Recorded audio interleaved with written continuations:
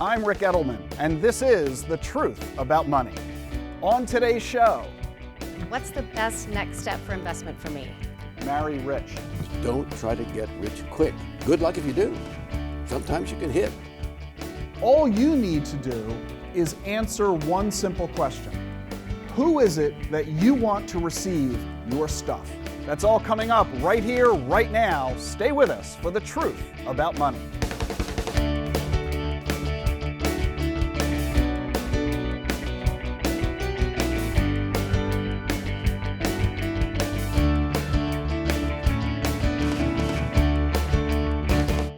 You have insurance, don't you? I bet you do. But do you have umbrella liability insurance? Do you even know what that is? Well, as evidence from our conversations with people out on the street, not too many folks understand what it is. Umbrella liability insurance is, casting a really wide net and hoping that something falls in that you've covered. Something that something that will cover you if your actual insurance doesn't cover you. Umbrella liability insurance is, and I don't know, I've heard of it, I don't really know what it is exactly. Umbrella liability insurance is awesome. You know, I'm not at all surprised to see so much confusion and uncertainty about umbrella liability insurance. But you know, we live in a world now where you can get sued for serving coffee that's too hot. In a world like that, you need to protect your money, and that's what umbrella liability insurance does. It's an insurance policy that covers you for pretty much anything that might go wrong. It covers you completely, you know, just like an umbrella covers you completely. Get it? That's why it gets its name. Now, I know you've got homeowners insurance and auto insurance, but that's not enough. For one thing, you might get sued for something that has nothing to do with your car or your house. Besides, most homeowners policies cover you for only $100,000, and auto liability insurance often provides just $50,000 of protection. That's peanuts in a liability lawsuit. What if you bump into an old lady with your grocery cart? She falls and breaks her hip. Or your foot slips on the brake, causing you to hit the car in front of you, which causes that car to hit a pedestrian. Remember, if a claim exceeds your insurance limits, you're on your own for the rest. But you don't have to risk it. Just get an umbrella liability policy instead. Umbrella policies usually provide at least $1 million in coverage, and they're very affordable. They usually cost just a few $100 a year. In fact, they're so inexpensive that they can be hard to get. The prices are based on where you live, the cars you own, whether your household has any drivers under age 26, as well as your driving record and prior claims and some other factors. And that's why, by the way, you should get an umbrella liability policy long before your kids start to drive.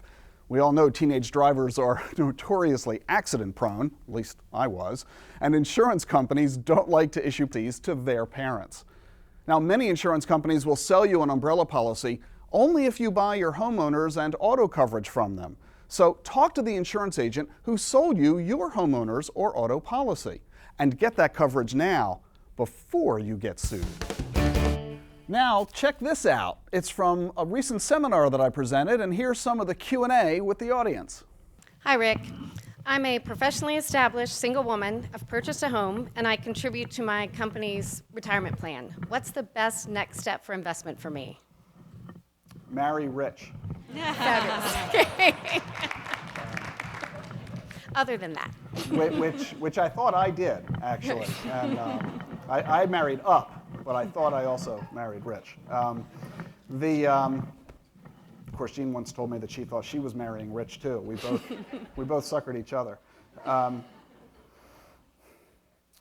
Let me give you the 4-step process of what you should be doing with money management.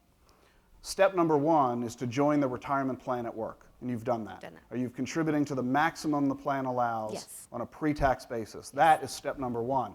It's a big mistake to only contribute enough for the employer match. It's a very common misconception. Remember, the goal is to create wealth. The more money you save, the more wealth you're going to create. So don't make the mistake of not contributing at all. And don't make the mistake of contributing only to the employer match. Contribute the maximum that your boss will allow on a pre-tax basis. You're doing that. Second step is to pay off any credit card debt. Do you have any? No. Terrific. Give her a round of applause. No credit card debt.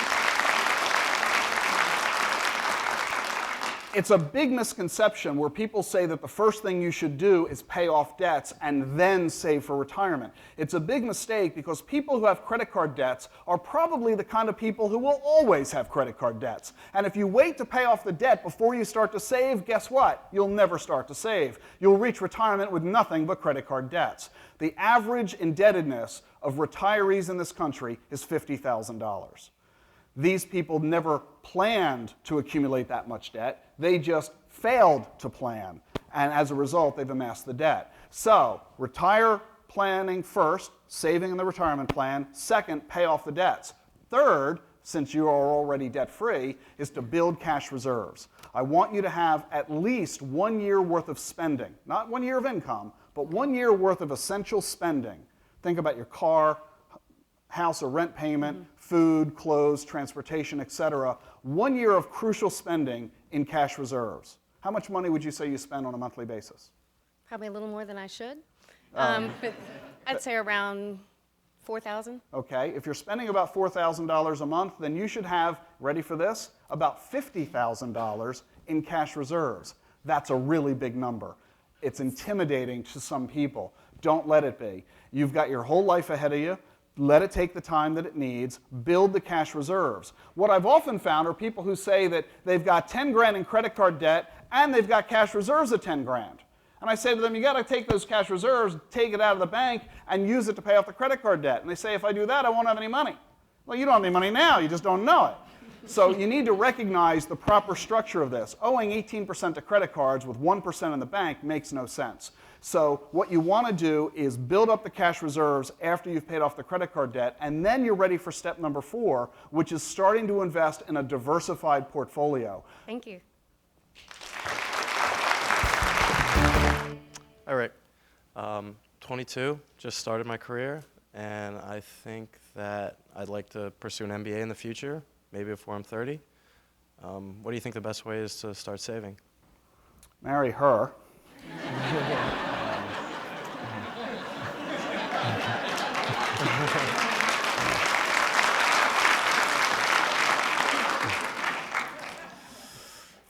Are you assuming when you get your MBA you're going to have to quit work?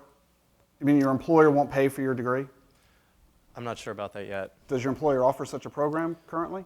Not that I know of. Okay, some employers do, so it's worth investigating that option because in a great many fields, they will pay for you to get your MBA. They will simply require you to stay with the employer for X number of years following your attainment of the degree. Well worth it in a lot of cases, considering that an MBA is $150,000 on average in this country.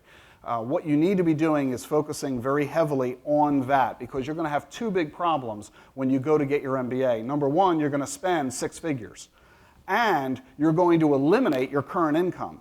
So not only are you spending a lot of money, you're not earning any money, and you're stealing away 2 to 3 years of retirement savings potential. Because for as long as you're not working, that's that number of years that you're not contributing to a 401k at work. And when you double dip those 2 factors together, the ultimate long-term impact on your future wealth is massive, which is why you've got to be sure that the MBA is going to result in you getting career success that will more than compensate for what you would have had you not gone the MBA route. So you really have to do a lot of soul searching of what do you want to do with your career, what is the MBA going to enable you to do that the absence of an MBA prohibits you from doing, and so that you can truly determine whether that investment of both time and money is truly worth it. Assuming that you make the decision to go forward with it, you need to be reducing as many expenses as possible right now to build up as much cash as possible to foot that bill. Talk with your parents or other relatives to see if the possibility of moving in with someone else rent-free is a possibility. Again, do what it takes to minimize the expenses because it will really help you pay off in the future. Mm-hmm. Are there any investments you'd suggest? Other than lottery tickets, the most effective thing that you can do is really to put the money in bank accounts because you're going to be spending it in a very short period of time. And I don't like the idea of buying investments that are volatile because you might lose money just at the moment you need to pay a tuition bill. So although bank accounts pay terribly low rates of interest, the money is safe and available, and that's what really counts. Okay, great. Thank you. How knowledgeable are you about personal finance? Ready to take my quiz?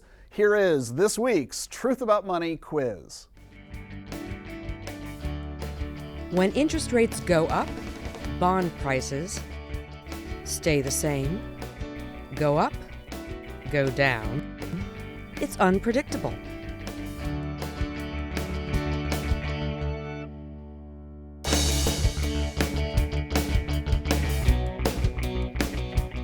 It's not just television where I provide you with financial advice. I do it for you as well on the radio.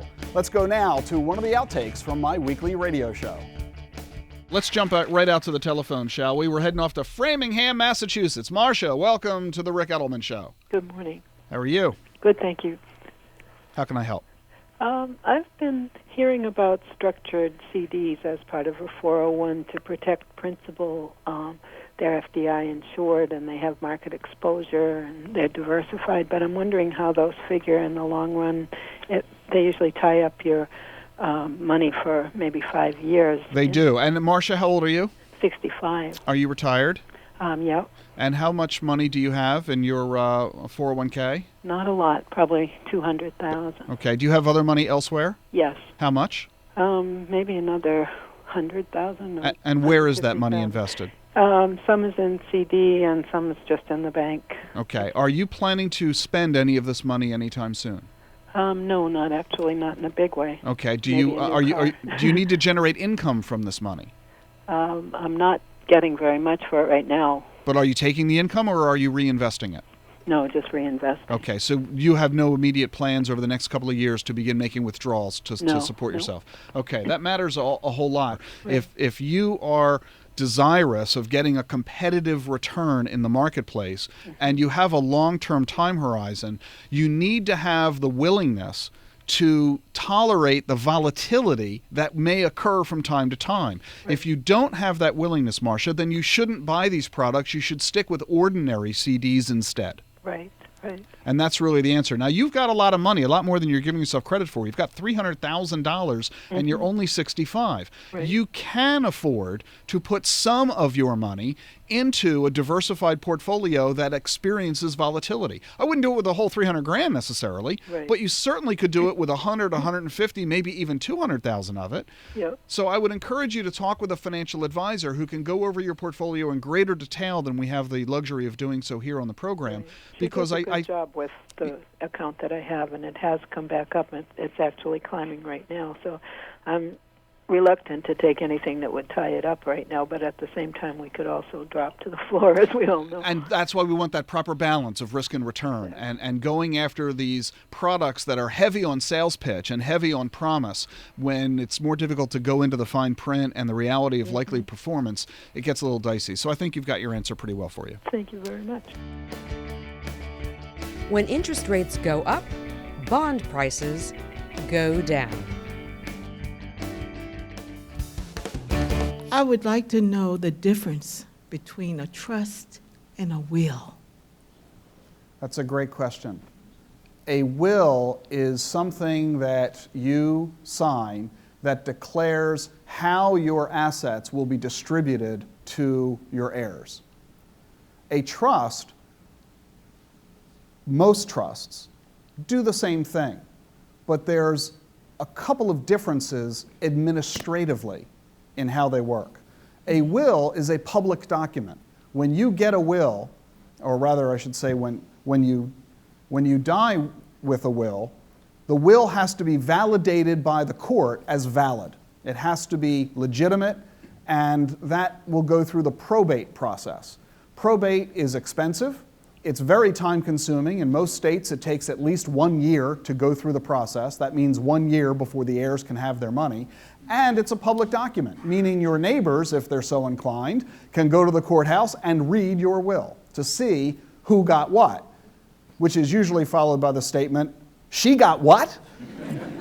So a will is a very simple, easy thing that enables you to pass assets to your surviving heirs.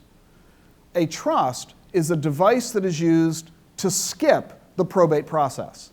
In a trust, the money that you place in there or any other assets that you title in the trust simply is not part of the will. And as a result, it goes directly to the heirs immediately, privately, and without any legal expenses. So many people turn to trusts because it enables you to improve the, or I should say, reduce the hassle factor for your heirs. So there's an axiom in the world of estate planning. If you have a relative you hate, name them your executor. Because it's a thankless, difficult job, and you can bypass a lot of that struggle by creating a trust itself. What's really interesting is that there are a wide variety of trusts because they all do different things. Some trusts are designed to lower taxes. Some trusts are designed to protect children who might not be ready with maturity to handle a large inheritance. Some trusts are designed to protect against creditors. Some trusts are designed to help you manage your assets if you become incapacitated. And some trusts, once you set them up, can never be changed, whereas other trusts, you can. So there's a lot of conversation about the nature of trusts. Here's the way you should handle it. Instead of trying to become an expert on trusts, all you need to do is answer one simple question. Who is it that you want to receive your stuff? Once you decide that, you talk with a financial advisor or an estate attorney, an attorney who specializes in wills and trusts, and say to them, here's a list of my stuff, and here's who I want to get it. And the lawyer will write it all down on a bunch of paper to do exactly what you want. You don't need to become an expert in wills or trusts. All you need to do is make the decision of who do you want to get your stuff. And the good news is you're allowed to change your mind later. So don't worry about making this big, huge decision and getting it right or whatever, because you can always throw those documents away and write new documents later. But in the meantime, these will solve the problem. Thank you. I'm happy to welcome to the program a man who needs little introduction, Sam Donaldson, whose 42-year career as ABC News reporter and anchor, chief White House correspondent, a true legend in television journalism. Sam, I'm so excited to have you here on The Truth About Money. And somewhat long in the tooth. And I'm glad to be here. I wasn't going to say that, but what I was going to ask is, what have you seen in the last 42 years and the differences in how the economy and the financial markets were covered back in the day compared to how they are today? Well, I mean, everybody looks for the future and says it's going to be this or that, and it's often the other way around. What I've seen is that there's no way to really predict what's going to happen. You can look at the entrants, you can stir them around, and then you place your bet. But the level of information, the amount of it has changed so dramatically. Back when you were doing a 22-minute newscast each evening, compared to today with 24/7 coverage around the clock, you had to be far more selective in what information you brought to the American public than today, no? Well, that's true. And of course, with the Cold War on, you started with the Soviet Union and the United States and whether we're going to have a nuclear conflagration in the next 24 hours. You got to the weather and you got to the sports, and the money news consisted of maybe what the market had done that day and maybe not, and maybe there was a big collapse or somebody had tripled their share price by coming out with some new device, and that was it. Is there more interest today? Is that why we're seeing the explosion of entire cable news networks devoted to money and such a proliferation of financial magazines and such?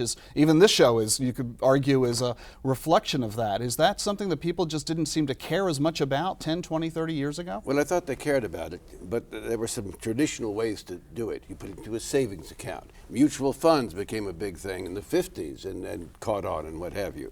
You had a retirement fund of some sort. Maybe you had a pension if you worked for a company that was going to have a pension. Fewer and fewer of those companies exist today. But people lived in the sense of not saying, I'm going to get rich tomorrow and I'm going to become a millionaire. They simply led their lives and they retired. So how does that compare to the level of information that is now available? What I've often referred to as not so much financial information, but financial noise. How do we differentiate between the two? Well, the cable networks, I think they do a good job. Bloomberg, CNBC, there are others, but they're also into showmanship. Now, I'm not saying that to be dismissive of them. Hey, Art Haynes, my old guy, and all of these people, I love to watch. But they were just sitting there giving us dry information from all of the 10Ks, we wouldn't watch. We would read Financial Times for that. So there's a certain amount of that, and I think this could mislead people. Everything seems to be a breaking alert these days. That's right, it's breaking alert, and if Joe gets into that mood there, hey. We're going to report on the news even when there isn't any. That's true. So what advice do you give then to consumers? You're, in addition to being a journalist and an investor, you're also a consumer. You digest the information that you get from the media as well. So how do you respond? How does Sam Donaldson manage his money in the face of this onslaught of 24/7 information? I try to look at the fundamentals. Not Bernard Baruch. I don't look at it to that extent. One of the old great investors who made a lot of money by going out in the country at the time when all you could do was go on a railroad and look at the plant itself. And then I just put the money there and I let it stay. My advice is don't try to get rich quick. Good luck if you do. Sometimes you can hit. Well, isn't that the difference? A lot of people confuse investing with speculating. Well, yes, because we all read the stories or hear the stories about someone who just, it's almost like going to Las Vegas. But all too often, those stories turn out to be either fictitious or half-truths. Everybody loves to talk about their winners. Nobody ever seems to talk about their losers. I used to talk about my losers. But they became too many and you got tired of talking about them? That's exactly right. I mean, the things that I did was wrong.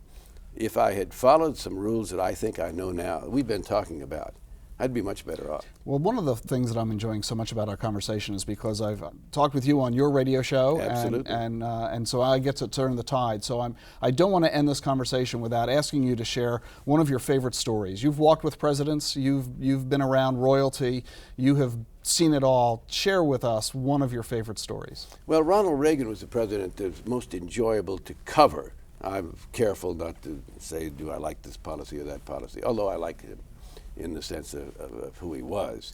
And the stories are legion about him. He said what he thought, usually. There was no guile in him, usually. And the things that he would say, though, after a news conference, his staff would run around and say, well, the president clearly didn't mean that.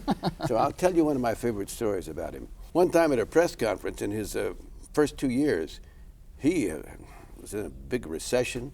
As you remember, the Fed was wringing out inflation the old-fashioned way by jacking up interest rates. The unemployment rate went up to 10.8%. Ronald Reagan's public approval, according to George Gallup, was 37%. Barack Obama's much higher today. And so I got up at his news conference one time at the East Room, and in those days television covered all these, lots of people watched. I pulled myself up to my full pomposity and said, Mr. President, tonight you blamed this continuing recession on Congress and the mistakes of the past. Doesn't any of the blame belong to you? Yes, he said. For many years, I was a Democrat. Da, da, da, da, da. Sam Donaldson, thank you so much for being here. I enjoyed it, Rick. Pleasure.